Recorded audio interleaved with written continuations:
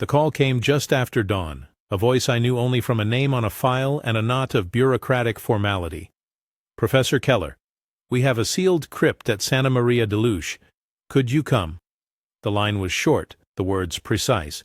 There was no hint of the thing that would follow, no tremor of the extraordinary that later distorted every memory of that morning. I packed my tools, the worn leather case I'd carried for 40 years in a dozen countries, and drove through a sky that promised ordinary weather. I remember thinking briefly of the many times a sealed door has simply concealed a layer of soot or a collapsed beam. Archaeology, at its best, is a profession of patient reduction, hypothesis after hypothesis knocked down by measured observation. I had no reason to expect otherwise. The crypt's outer door bore a wax seal dated 1427. The wax had long since cracked into an elegant pattern of dendritic fractures, but the inscription, hand-pressed, careful, was legible. Local archivists had catalogued the burial chamber several times in centuries past, and as far as the record showed, it had been unopened since the early 15th century. When they unbolted the iron and eased the heavy stone lid back, the air that escaped smelled like a library shut for decades. Stale paper, a faint mildew underlayer, the minor tang of old timbers. Typical.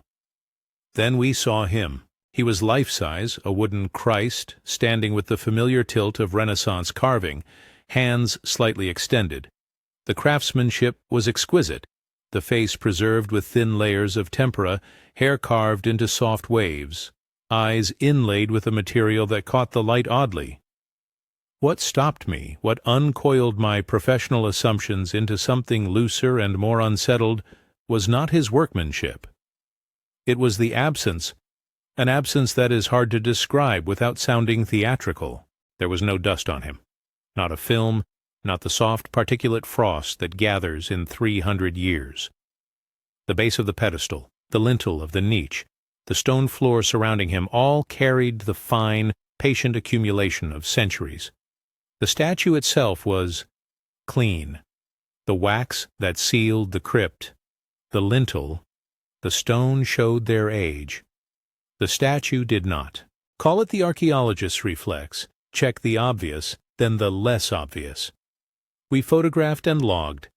Dr. Elena Fontana, a restorer I had worked with before and someone I would later describe privately as the most rational person in our team, took samples. Tiny shavings from the inner parts of a broken joint, pigment flakes hidden in a fold of the drapery, a sliver of varnish where the top coat abutted the wood. Each sample went into sterile envelopes and then into cold boxes. We sealed the chamber again for chain of custody protocols and began the slow work of analysis. I've done carbon dating and pigment analysis enough times to predict, with pleasant regularity, the contours of the results.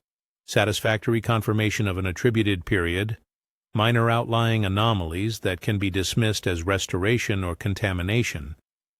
What came back from the labs was both expected and awkwardly, insistently unusual. Radiocarbon analysis of the wooden core returned a calibration range centered around 1380–1420. The pigments, lead white, vermilion, and iron oxide for the darker underpainting, fell squarely within medieval recipe ranges. Spectroscopy found organic binders consistent with period tempera. On their surface, the statue belonged to its historical slot, but that belonged only on the surface. X-ray imaging and CT-style 3D mapping were routine, meant to assess structural integrity before any intrusive conservation. Those scans revealed cavities inside the chest and head entirely inconsistent with carving techniques of the period. Where one would expect to find the tool marks of a carver hollowing a torso to reduce weight or the patched voids of later repair, the internal spaces were arranged with mathematical order, microchannels, bracing ribs, chambers aligned with exacting symmetry. The channels were not random. They showed proportional relationships that echoed the Fibonacci sequence and proportions close to the golden ratio. Interior fillets carved with a precision that suggested a measuring schema rather than a mere structural expedient. I remember the exact sentence I spoke when I saw the rendered map. This is not the work of ad hoc carpentry. In the echo of the small room, a junior technician laughed nervously. A sound like someone tripping on a cord. Dr. Fontana, who had seen more restored iconography than anyone I knew in Europe, said simply, "I cannot think of a workshop practice that would produce this pattern intentionally in the 14th century. It makes no structural sense." The data did not change the dating. The wood was still medieval. The internal geometry was, by contrast, deliberately precise. We ran follow-up analysis. High-resolution 3D scans allowed us to reverse-engineer the microchannel's proportions. When we plotted the nodes and vectors, something else emerged. Overlaying the internal geometry onto a map, a projection collapsed along specific angular coordinates produced a star-like alignment consistent with a simplified Orion pattern. I say consistent with because that is the honest phrase for a set of correlations that are intriguing, not deterministic. The alignment was not a painted or carved image, it was a structural signature. Later, I would learn that such astronomical correspondences are not rare among sacred artifacts worldwide. For now, in the hush of the lab, it felt like a question waiting for a language. It is important I separate the measured from the felt. The measurements were measurements, radiocarbon dating curves, mass spectrometric signatures, voxel renderings. The feelings came later and are less admissible as evidence in a report. Still, an investigator must report what she observes in the world and what shifts within herself, in front of that world. In standing before the statue through successive nights, through long hours when the corridor lights were off and only a hooded lamp cut a small orbital of light around the pedestal, something subtle changed about the room's quality. This is not a claim that the statue spoke or that miraculous events occurred. It is simply that the air around it seemed to demand a different kind of attention, a non-demanding presence, an inward-facing observance rather than a ritualized supplication. I would later find more precise language for that distinction: attentive observation versus devotional expectation. The first week of work was methodical. Day 1. Initial inventory and sampling. Day 3. Basic consolidation and photography. Day 7. X-ray and initial 3D renderings. We kept strict protocols. Every object, every datum point lived in a chain of custody. We catalogued the plaque the monks had fixed to the perimeter, noting the wax seal and the faint inked dates on the margins of the inner lid. The local bishop's office had authorized the opening.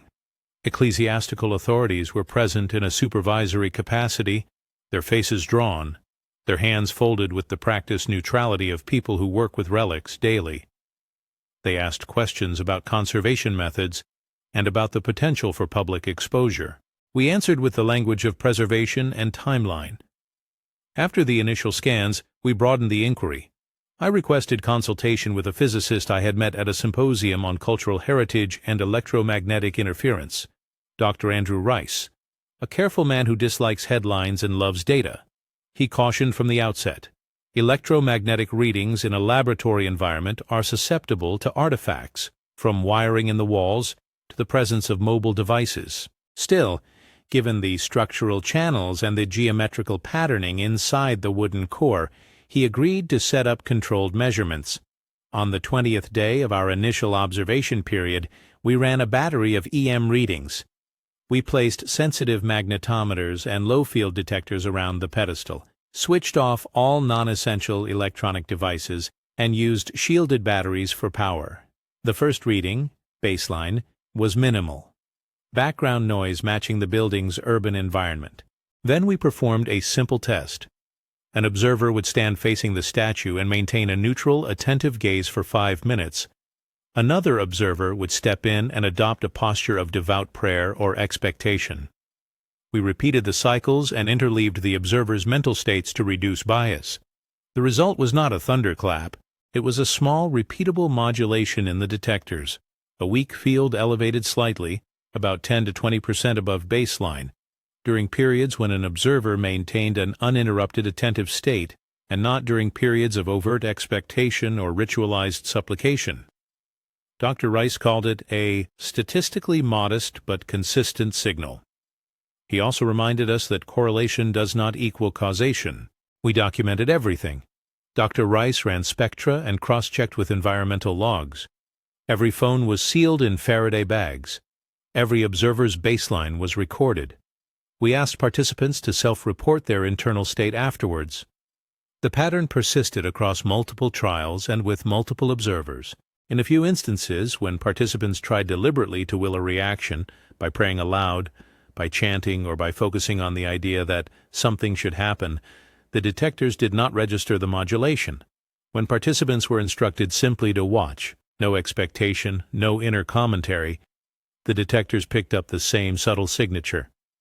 When we rotated the statue by a few degrees and repeated the test, the field modulation decreased. The geometry of orientation mattered. I stressed the qualifier. The electromagnetic fluctuation was weak. It is a fact I insist on because weak things can be real without inviting grand conclusions.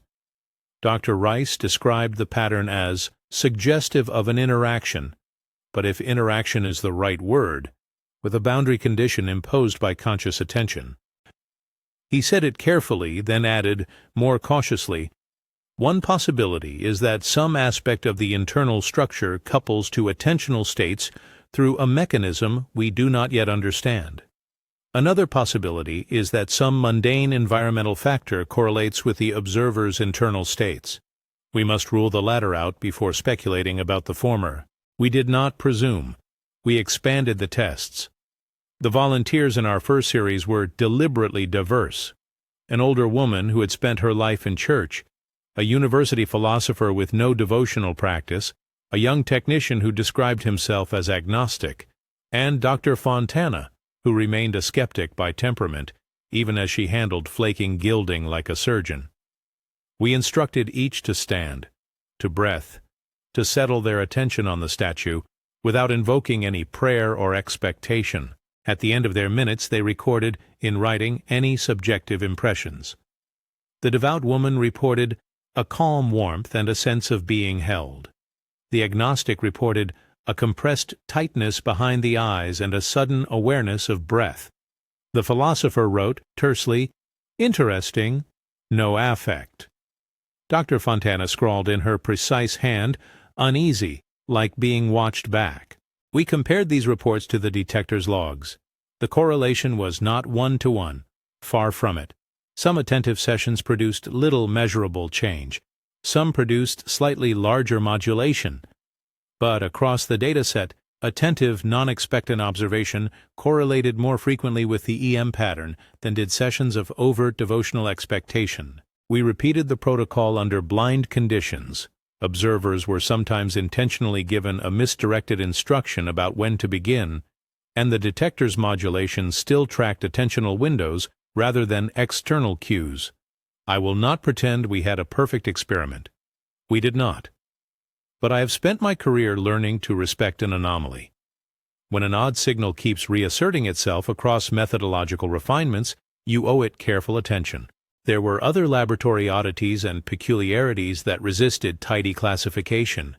The interior cavities that displayed Fibonacci-type proportions also held residues, microscopic deposits along channel walls that, when analyzed, produced organic markers unlike common adhesives or animal glues used in periods of repair. We found traces of rare earth elements in concentrations higher than background in the wood adjacent to several channels. I have to be blunt. Those elements are not evidence of extraterrestrial manufacture. They can be introduced through myriad pathways, soil uptake, later contamination, or even the particulars of local mineral varnishes. Yet their presence, in association with the structured interior, was another thread in a knot that would not be ignored. My team and I took all these findings to the local antiquities board and to a pair of independent laboratories. The consensus, if an aggregation of cautious voices can be called a consensus, was straightforward. The object is medieval in material composition and visible workmanship. Its internal architecture is unusual for a devotional statue of the period. There are measurable physical responses in controlled settings that correlate more often with non-expectant attention than with overt worship. That sentence, dry and clinical, was a necessary step in the unfolding of the story, but it did not communicate the personal sense of unease and curiosity that threaded through our nights. On the 21st day, after a long round of measurements, I sat alone in the annex, where we archived notes. The statue remained under temporary conservation lights in the crypt. The images from the 3D renderings lay stacked on my table like blueprints of a mind I could not yet name. When I closed my eyes, I saw the channels mapped as constellations. I thought of medieval mariners charting stars to find their course. I thought of iconographers borrowing cosmic metaphors to anchor the divine in human comprehension. Perhaps someone who carved the statue wanted to encode a cosmology, a mnemonic map of the heavens. Perhaps. What I could not comfortably claim then, nor comfortably claim now, was that the statue's architecture and the faint field responses were unrelated phenomena. Then, as our pattern of work widened, a small, brittle packet arrived in the mail from a colleague I did not yet know. An envelope, postmarked from Geneva, bearing a single line in looping script. Dr. Keller. If you have found the object we discussed, I suggest you look for the channels. It was unsigned. There was no phone number, no institutional letterhead. I could have set it aside as a practical joke. Instead, I brought it to Dr. Fontana. She held the envelope with a gloved hand and, for perhaps the only time in my life, looked at me with visible, unalloyed curiosity that was not tempered by professional caution. We opened the packet. Inside were two things: a small photocopied plate of an image from an 18th century travelogue that depicted a carved Christ in a southern Italian hermitage, its torso partly open to reveal a lattice, and a note in French, compact and urgent. There are more. If you can, come to Geneva. Marcel D. I did not know Marcel. A later inquiry revealed Dr. Marcel Dubois, an old curator in Geneva with a reputation for chasing anomalies and for nurturing networks of like-minded specialists, conservators, astronomers, a physicist or two with patience for cultural objects. The packet did not explain origins or intent. It did something perhaps more dangerous. It suggested a pattern. Patterns invite comparison. Comparison invites networks. It does not prove anything. It suggests possibilities. A tradition of embedding internal geometry into sacred objects, correspondences between structural patterns and star maps, an international network of custodians who, perhaps, kept similar artifacts under cautious watch. The envelope raised a question that, in archaeology, can about face an entire line of inquiry. If this statue was an isolated oddity, then it could be an eccentric workshop practice. If similar objects exist elsewhere in disparate cultures and eras, then the phenomenon moves from local eccentricity to something larger, something systemic. Before any of the Geneva correspondence could be followed up, we encountered another problem I want to put plainly: institutional caution. The custodians, local diocesan authorities, and by extension, higher ecclesiastical offices, understand two truths well. First, relics and images carry powerful meaning for communities. Second, disclosure of anomalous features without careful contextualization can inflame or wound. We argued quietly and at length about access, about publication, and about a measured release of data to prevent wild speculation. The response was, characteristically, the procedural equivalent of silence: restricted access for preservation. Not secrecy for secrecy's sake, but control prescribed by long-standing protocols. I mention the institutional posture not to speculate on motive, but to record a fact that shaped everything that followed. Our ability to share raw data with the public or with broader academic networks was constrained. That constraint pushed us inward. It pushed us toward laboratory replication, toward quietly inviting colleagues into the fold. It pushed me toward Geneva. Before we left for informal consultations, however, we attempted a different kind of test, one that balanced empirical stringency with the human variables we could not ignore. If there were any hypothesis to test about the object as an interface, it would have to address the human side. Does the statue evoke a measurable difference in those who encounter it, independent of their belief framework? The question was delicate. We designed a pilot with ethical oversight. Volunteers recruited under consent forms, clear instructions that participation did not equate to spiritual guarantee, and the right to withdraw at any time. We set up the experiment in a shielded antechamber adjacent to the crypt. Volunteers were told only that they would be observed and that physiological sensors might be used. Their consent signed. They were not told about the electromagnetic focus. We wanted the attentional variables to be as natural as possible. One by one, in a blind sequence, they entered the chamber and faced the statue for 5-minute intervals. During the sessions, we recorded EM fields, heart rate variability, galvanic skin response, and subjective accounts afterwards.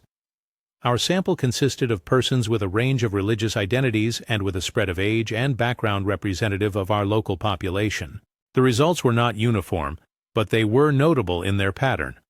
Attentive presence, participants instructed simply to maintain non-judgmental attention, was associated with the modest detector modulation I described earlier and with a quieting in heart rate variability for many subjects.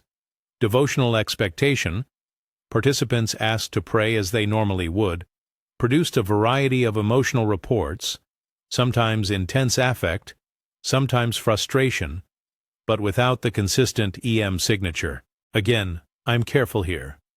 These are correlations, not causal claims about mystical causation. The physiologist on our team measured the changes and spoke of entrainment effects in autonomic markers associated with contemplative attention, which is a phenomenon documented elsewhere in meditation literature. The unusual element was the coupling, however weak, between that attentional state and an external instrument's reading that appeared tied to the object itself. Dr. Fontana remained skeptical in her notes. She wrote that some volunteers may have experienced placebo effects or expectancy biases, and she was likely right. Still, she also confessed in an aside to me that she found the idea of being watched back unsettling in a way she could not reduce to simple cognitive error. Her handwriting, even in the margin, betrayed that sentiment. For a woman trained to excise romantic notions from restoration files, that admission carries weight. It would be easy, at this stage, to let the narrative become the story my colleagues and I later told in our private conversations, the one where science hits the limits of language, and we begin to invent metaphors. We resisted that temptation in formal reports and in the language I used when reporting to the diocesan board. We described measurements, we described methods, we described the statistical thresholds. We did not, in those reports, offer sweeping theological implications. But in the rooms where the detectors hummed and the lights dimmed, a different conversation took shape. What if certain sacred forms had been used not only as objects of devotion, but also as instruments designed to interface with conscious attention? That question is fundamentally speculative. It is the kind of question that must be handled with epistemic humility. On the 29th day, before we arranged travel to Geneva, a small group of our team gathered in the crypt after hours. We turned the lights low. We took shifts to sit before the statue and to note anything that seemed out of the ordinary. A subtle draft not explained by architecture, the shift of shadow at a particular hour, a small musical tone reported by 3 people in different positions at once. None of these phenomena were dramatic. None would hold up alone as evidence of anything beyond the detectability of subtle environmental variations. Together, however, and folded into the geometry and EM data and the residue analyses, they constituted a cluster of anomalies that had, for me at least, moved the question from, "Is there anything interesting here?" to, "What, if anything, is the pattern trying to tell us?" It was in that mood, careful, awake, slightly unsettled, that I packed my notes for Geneva. I carried printed copies of scans, the EM logs, photographs of the interior cavities, the volunteer consent forms and anonymized physiological outputs, and a single photocopy of the unsigned envelope. Dr. Fontana stayed behind to begin more invasive conservation measures under license. Dr. Rice insisted on bringing a portable rig for replication. I booked a late train and readied myself for meetings that, at the time, I did not know would expand the scope of the inquiry far beyond the tidy margins of a single crypt. If there is one thing I have learned in decades of fieldwork, it is that anomalies are social organisms. Once you show them to a few people with overlapping interests, they begin to call others into being. That is what the envelope did. It summoned curiosity from Geneva and, whisper by whisper, drew an international net of notes, photographs, and sometimes guarded admissions. But those threads were not yet woven into a garment. In the weeks to come, the network would reveal objects in distant places, manuscripts tucked in provincial archives, and an archipelago of custodians who had, for reasons of preservation and prudence, refused to speak loudly about what they had. For now, though, as the train took me north and the city's lights blurred into a smear, I sat with the packet in my lap and thought, with the precise mixture of humility and stubbornness that defines a good investigator. One step at a time. I arrived in Geneva late in the afternoon, the packet folded in my coat pocket like a small, imploring thing. The city was cool and quiet. Trams clicked past without fuss. Marcel Dubois met me on the station platform with the habitual brusque politeness of someone who had spent decades corralling strangers into secrecy. He was thinner than I had imagined from photographs, his hair bone-gray and combed back with a sure hand. He wore a simple overcoat and carried a slim leather satchel. We did not exchange the usual beginning pleasantries. There was no need. Day 35. Geneva. Marcel led me not to a museum, but to a modest, book-lined office behind a conservator's workshop. On his desk lay a small assortment of objects, photographic plates, scribbled notes in under a square of clean muslin, a fragment, polished jade the color of winter pond water, drilled through with channels so fine they caught the light like hairlines. He did not hide it. He showed it with a curator's economy and an archivist's reluctance to overstate. "Dr. Keller," he said, "we have been watching this pattern for 20 years. We keep them quiet for good reasons. Preserving is one. Preventing panic is another. But you will see, once you look, that the pattern insists on being seen." He set before me a stack of photographs. There was an 18th-century plate of a carved Christ with an exposed lattice inside a Neapolitan hermitage. No wax seal, no note, but the lattice echoed the geometry I had seen in Santa Maria Deluche. There was a yellowed page from a provincial archive in Sicily, with marginalia dated 1427. A bishop's note about a strange hollow within image, and instructions to veil and keep. In a different folder, a catalogue entry from a Jesuit library described a small bronze figure from the subcontinent with internal voids and star-like perforations. Marcel did not claim a neat explanation. He used the language of accumulation, clusters, correspondences, convergences. He introduced me, by video conference, to the people who mattered to this network. Dr. Sarah Chen in Beijing, a scholar of ritual objects and a specialist in jade. Professor Arav Mehta in Pune, who had worked on metal casting techniques and historic bronze figurines. Dr. James Mitchell in Exeter, a megalithic alignment specialist who had catalogued an odd placement of stones on a fen plateau. And Dr. Leila Osman in Cairo, a conservator who had examined a peculiar obelisk fragment. The introductions were brief, professional, and carried the quiet gravity of people who had spent careers persuading custodial authorities to let them look without roaring the news to the world. Day 36. The Presentations. The first item presented to me in Marcel's small room was the jade sphere Dr. Chen had described. It was not the jade itself that astonished so much as the record of its treatment.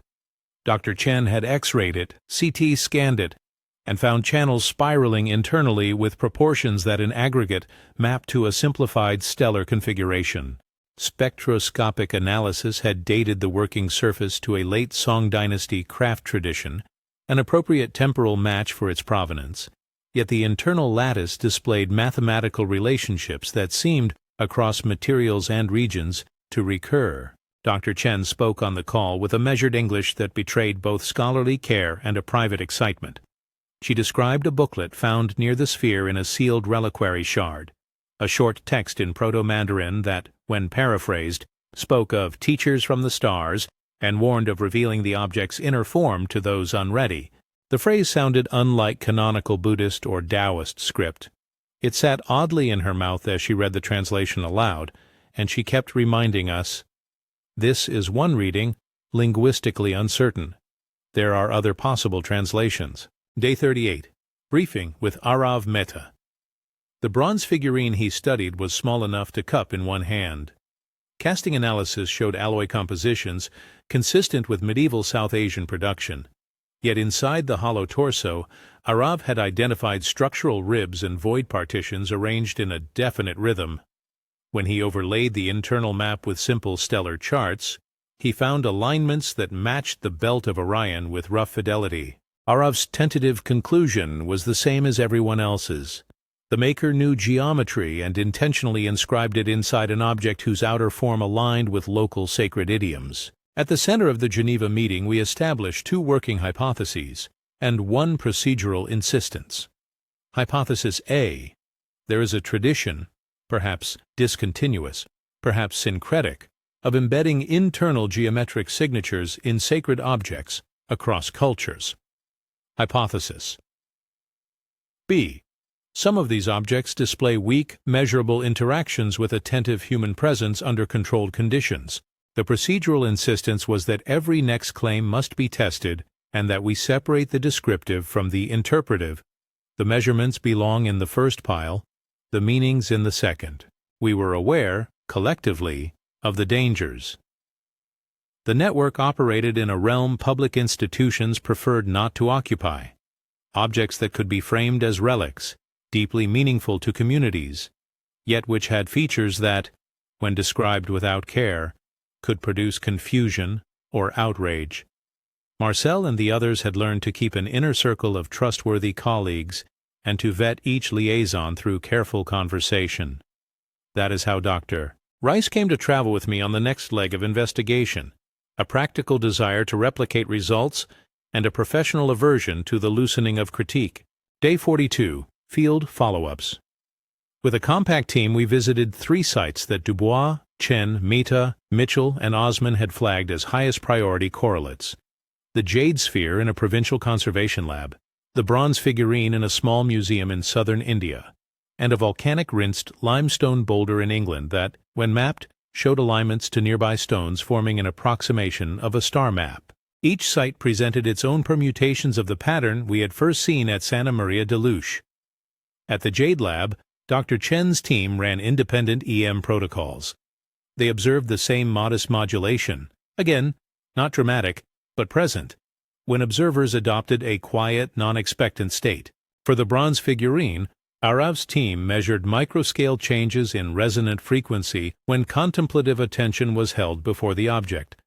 The equipment registered subtle shifts in vibrational modes when the figurine was oriented along specific astronomical azimuths. In Exeter, Dr. Mitchell's stone alignment work was not about objects, but about placement. A group of stones set precisely at angles corresponding to Orion's belt, with a central slab that, when struck, produced a harmonic overtone consistent with the presence of microfractures arranged in symmetrical patterns. These were not homogeneous replications. The materials, ages, and methods differed. The magnitudes of the responses varied. The convergent element was a coupling of structure, orientation, and an attentional variable, across wood, jade, bronze, and stone. That convergence raised the possibility that, whatever mechanism lay behind these systems, it was robust to material variety and cultural coding. Day 47. Manuscripts. Amid the objects, manuscripts kept appearing.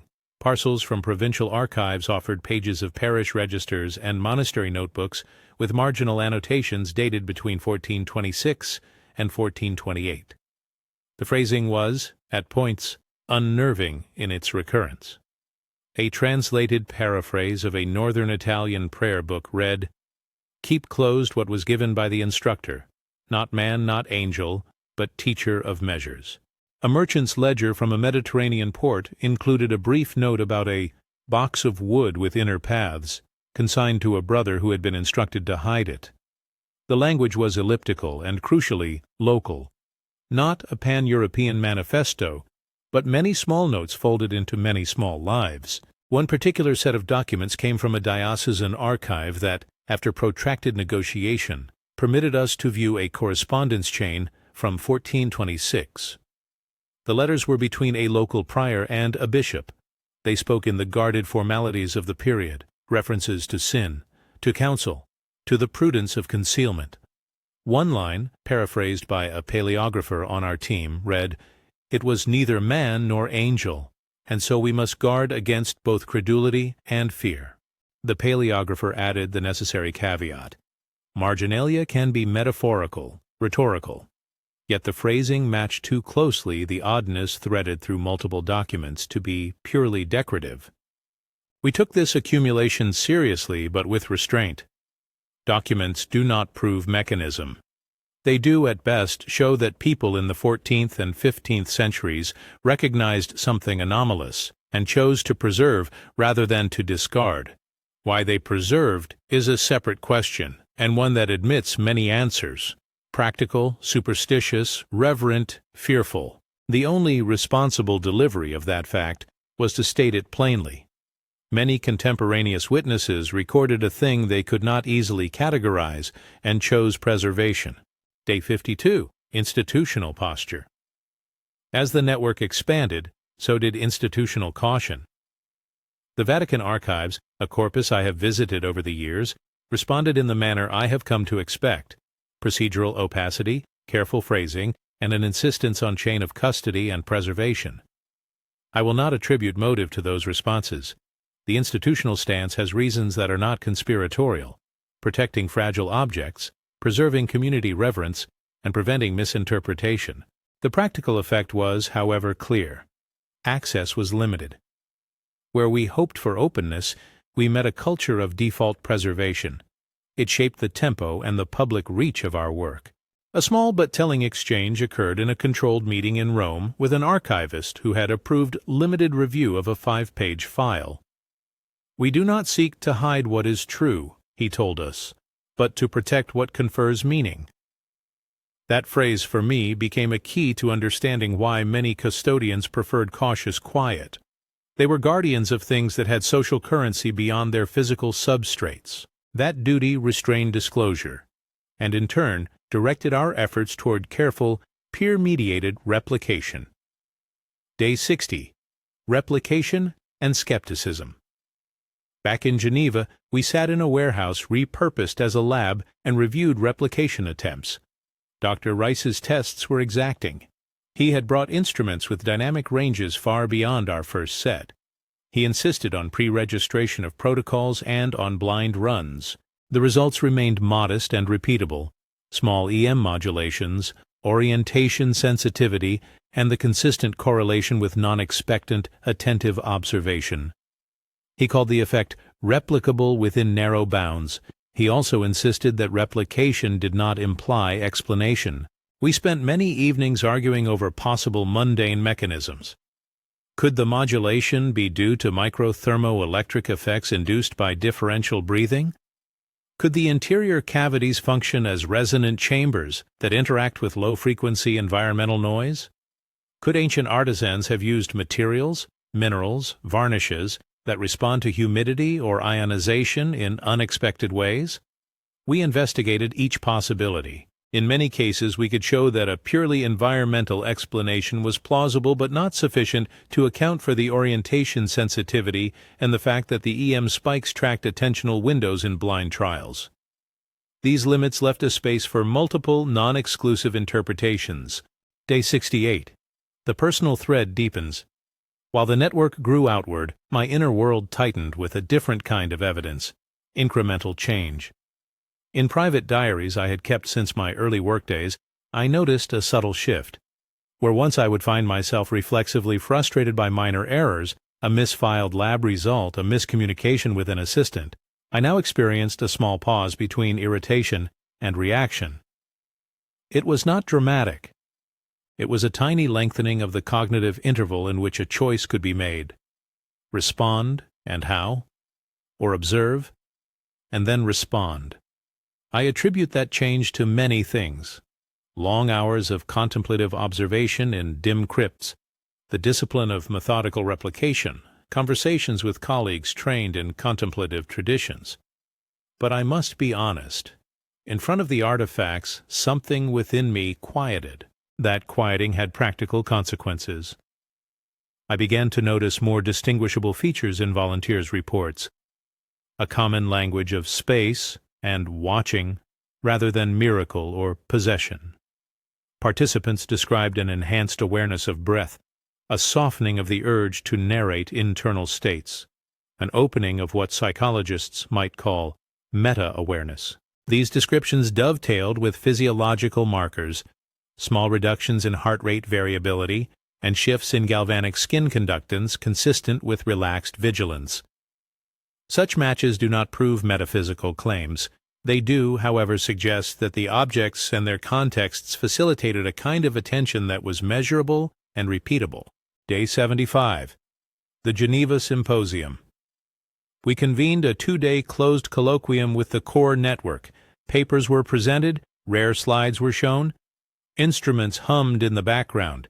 Each presentation adhered to a format: raw data, methods, caveats, and then a separate interpretive segment, flagged as such. That separation mattered.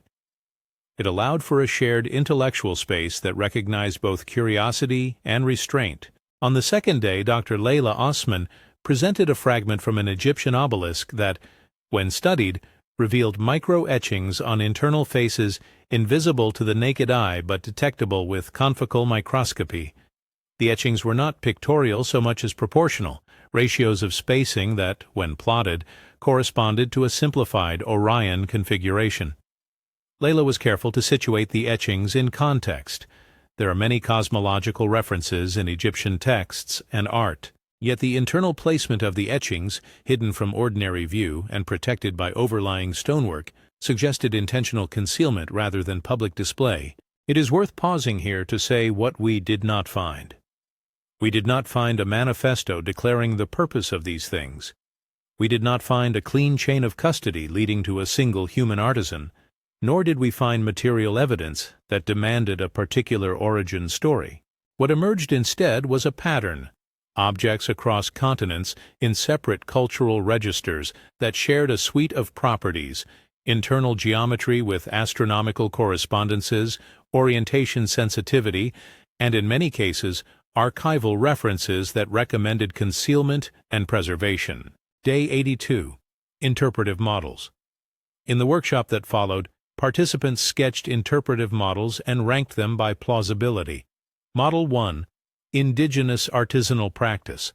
Artists of various cultures encoded cosmological knowledge into objects as mnemonic devices.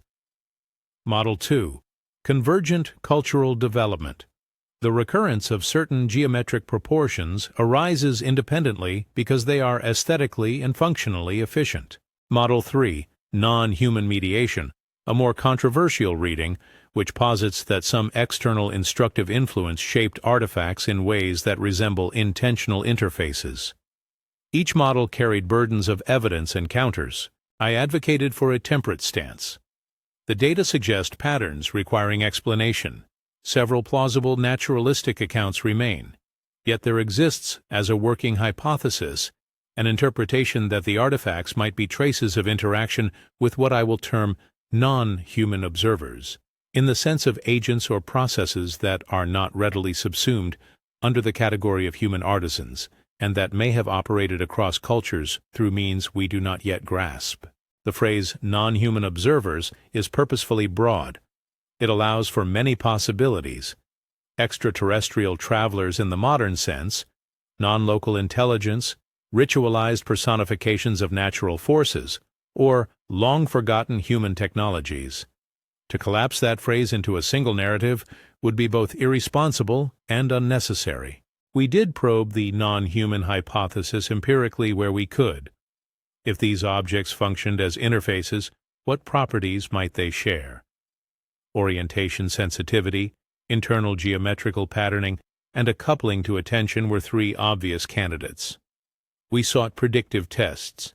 Could an object designed to interface with attention be disoriented and lose its effect? In several instances, repositioning reduced signals. Could the effect be reproduced by constructing objects with similar internal geometries from modern materials? Early prototype work suggested partial recapitulation. Orientation and geometry mattered, but our synthetic models did not fully replicate the subtle coupling we observed. The gaps were instructive.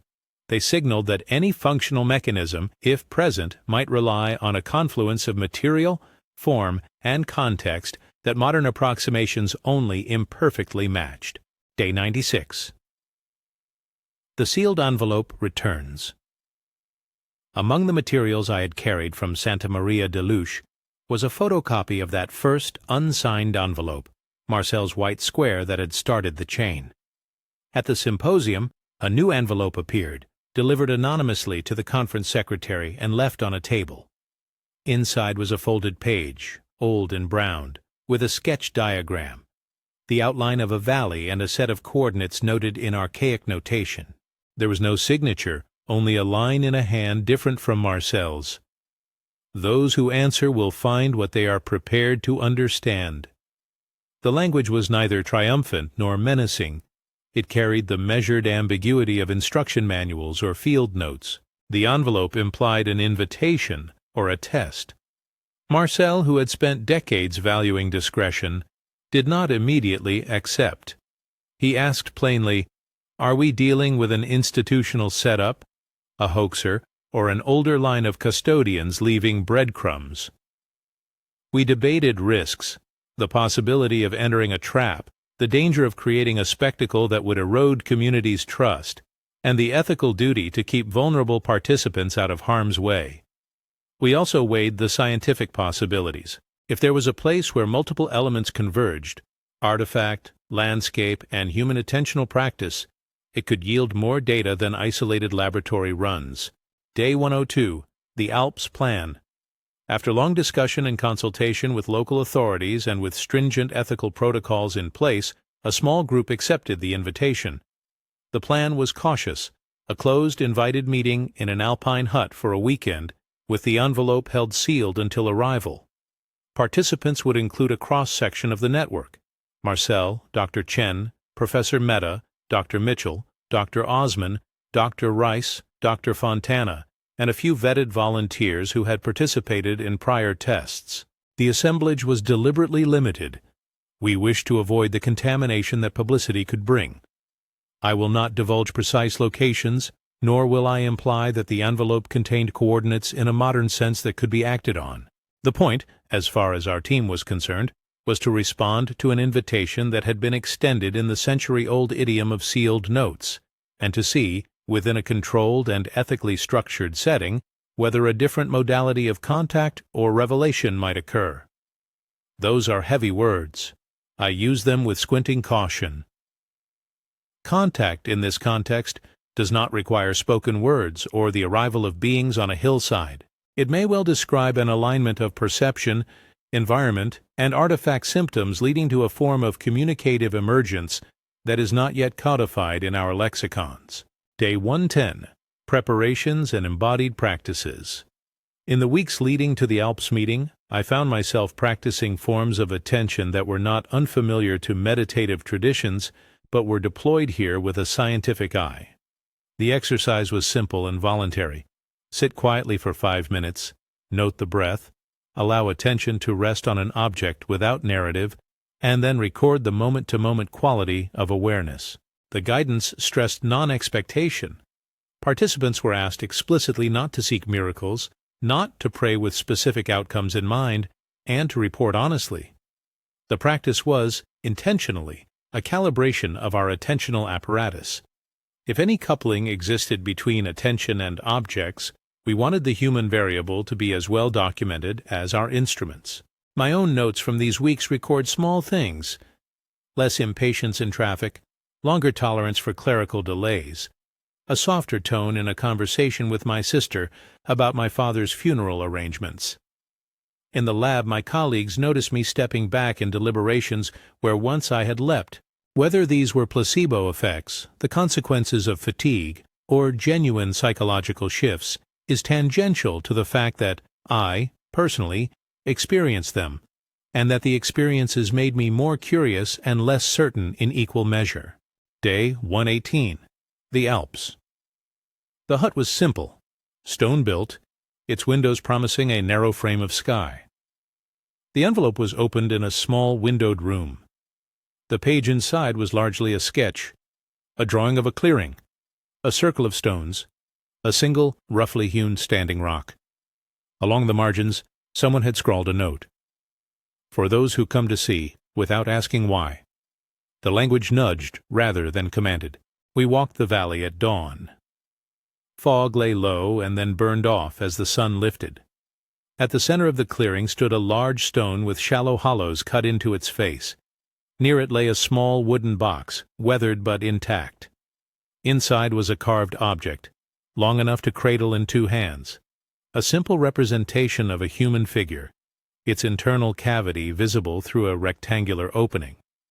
The craftsmanship was primitive, but with an economy of line that suggested purpose over artifice. What happened in that clearing eludes tidy reporting. There was no thunderous revelation. There were, instead, convergences, a pattern of shared sensations among different people who had no prior collusion, modest instrument readings that registered the faintest of drifts when everyone took the same posture of quiet attention, and a palpable sense among the group that the valley and its objects had been assembled, perhaps intentionally, to require a particular kind of human engagement. Some participants described a sense of presence that was not anthropomorphic. Others reported nothing dramatic. Dr. Rice's instruments logged small modulations that correlated with the group's attentive intervals. The readings were again modest and required cautious interpretation. After the dawn session, we sat in a circle and discussed what each had experienced. The language was precise and restrained. Marcel emphasized the need to separate shared phenomenology from group suggestion. Dr. Chen noted cross-cultural resonances in the object's form. Dr. Osmond pointed out wear patterns that suggested repeated, careful handling over generations.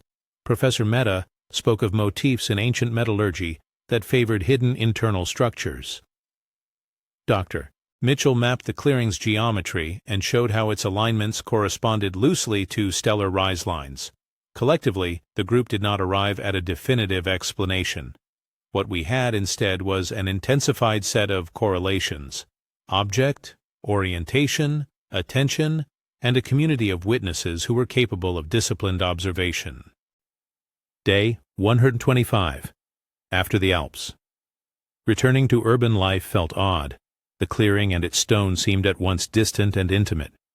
Back in Geneva, we reviewed the field logs, instruments, and notebooks. The data reinforced earlier patterns without resolving their underlying cause. What shifted, for me and for several others, was a movement in language. Talk of interfaces and observers became less speculative sounding and more a working vocabulary for phenomena we could not yet place. I am mindful that this narrative read quickly may incline some to one of two errors: either embrace the non-human interpretation as self-evident or reject it reflexively as fanciful. My commitment is to neither.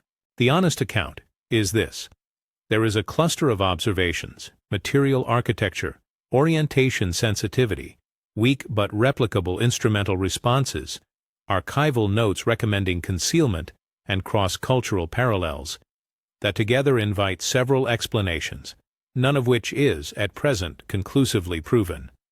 The most cautious synthesis is to acknowledge these convergences and to treat the non-human observer hypothesis as one plausible reading among several. Day 134. Personal synthesis. In the months that followed, my life adjusted in small but persistent ways. The pause between stimulus and response grew. I found myself less inclined to dominate conversations with premature judgments and more apt to ask precise questions. My relationship with faith, long a steady companion in private and public rites, became infused with an additional interpretation. I did not abandon doctrinal commitments.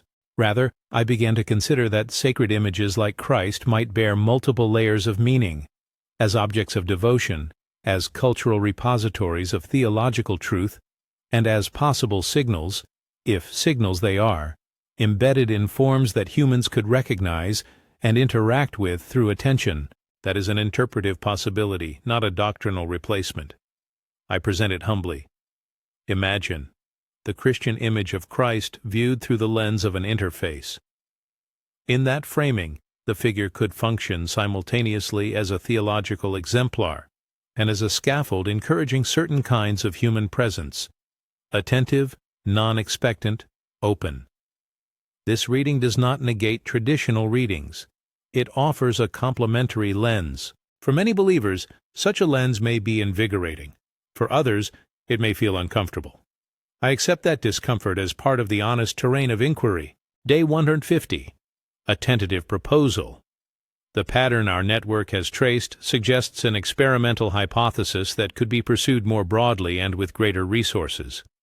Some sacred objects, across time and cultures, may have been designed, or may have emergent properties, that facilitate a measurable coupling between human attention and subtle physical markers in the environment. The origin of those properties remains open. Intentional artisanal practice, convergent symbolic evolution, or intervention by non-human observers are all possibilities. The path forward requires careful interdisciplinary work, archaeometry, material science, cognitive psychology, and respectful engagement with communities for whom these objects are sacred. Before I close, I must reiterate the limits of our claims. We do not, and cannot, assert that these objects provide incontrovertible proof of extraterrestrial intervention or that they guarantee spiritual outcomes. We present a body of converging evidence that invites further study and, for those so inclined, a measured personal practice of attentive observation. The goal of such practice is not to compel contact, but to cultivate presence. An optional note for those who wish to examine our materials. I have placed a curated dossier of photographs, technical appendices, and anonymized data in the pinned comment below. It is offered for scholars and curious readers alike. The dossier is not a final report. It is an invitation to peer review and to collaborative inquiry. In closing, I want to offer a small private exercise. No promises, no prophecies, only a practice for those who feel called to explore attention as an instrument. For 2 weeks, each day, sit for 5 minutes in a quiet place. Attend to your breath. Let the body settle. Rest attention on a single object, a photograph, a small personal token, or the corner of a room. Do not ask for anything. Do not narrate an outcome. Simply observe. Record afterward any changes in your perception, the length of pauses between impulse and action, shifts in reactivity, or an increased sense of space in conversation. This practice is not a mechanism guaranteed to produce an encounter. It is an invitation to notice. The sealed door of Santa Maria Deluche opened an investigation that began with cautious measurement and ended, for me, in a deeper humility about what it means to look and to be looked at. Whether one calls the pattern a product of human cunning, a convergent cultural motif, or evidence of non-human instruction, the central thread I take away is a reshaped attention, a quieting that makes room for astonishment without throwing out judgment. The statue still stands in its guarded place, its channels mapped, its varnish tested, its presence recorded. We have not explained everything. Perhaps we never will. But the work of looking, done with rigor and with humility, has nudged something in me toward a steadier, less reactive way of being. If you want to read more, technical scans, anonymized experiment logs, and a bibliography of referenced manuscripts, please see the pinned comment. There you will also find an optional ebook that collects longer essays and methodological appendices for those who wish to engage more deeply. It is offered as a resource for study and reflection, not as a ticket to certainty. 600 years lay between a sealed wax stamp and a small persistent set of anomalies. That interval of time is a reminder. History preserves. It does not always explain. What we can do is look carefully, measure carefully, and hold our interpretations lightly. If the objects we have touched are, in some sense, invitations, they ask little of us beyond a certain kind of attention, watching without demanding, listening without filling the silence with expectation. In that simple posture, perhaps, lies a way to meet whatever watchers, human or otherwise, may be present in the long, complicated book of our world.